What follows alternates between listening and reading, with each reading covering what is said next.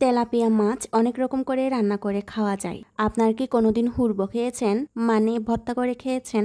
আজকে আপনাদের সাথে তেলাপিয়া মাছের হুরবো মানে ভর্তার রেসিপি শেয়ার করব। মাছের টুকরাগুলো ভাজা করার জন্য আমি এখানে লবণ, হলুদ, মরিচের গুঁড়া আর জিরার গুঁড়া দিয়ে মেরিনেট করে রেখে দিলাম কিছুক্ষণের জন্য। আমি যেভাবে মেরিনেট করেছি, যেগুলো দিয়েছি আপনারাও কিন্তু ওইগুলো দিবেন, না এলে কিন্তু মজা হবে না।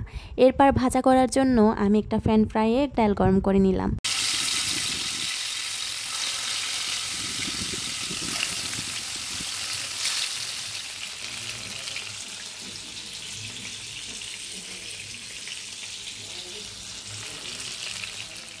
মাছগুলো কিন্তু একদম মুচমুচে করে ভাজা করতে হবে, আবার বেশিও মুচমুচে না, মিডিয়াম আকারে ভাজা করে নিতে হবে। আমি এখানে তেলাপিয়া মাছ নিয়েছি। আপনারা যদি কোনো মাছের ভর্তা খেতে চান তাইলে আপনারা যেই মাছের কাটা কম ওই মাছগুলো নিবেন, আর যদি বেশি কাটাওয়ালা মাছ নেন তাইলে একটু সময়টা বেশি দিতে হবে, কারণ কাটা বেছে ভর্তা করাটা অনেক সময় লেগে যেতে পারে। তেলাপিয়া মাছের কিন্তু কাটা কম। এছাড়াও আমি তেলাপিয়া মাছ খেতে পছন্দ করি, তাই আমি তেলাপিয়া মাছের ভর্তা বানাচ্ছি।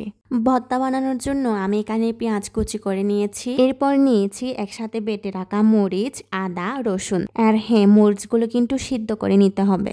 মাছের ভর্তাতে লেবু কিন্তু অবশ্যই দিতে হবে। লেবুর রসটা যদি না থাকে তাহলে হচ্ছে মাছের ভর্তাটা একদম অসম্পূর্ণ রয়ে যাবে, তাই লেবুর রসটা এখানে মাস্ট বি দিতে হবে। ভর্তাগুলো যদি চামচ দিয়ে মিক্স করা হয় তাহলে কিন্তু সবগুলো একসাথে ভালো করে মিশে যায় না, তাই হাত দিয়ে মিক্স করাটা ভালো বলে আমি মনে করি।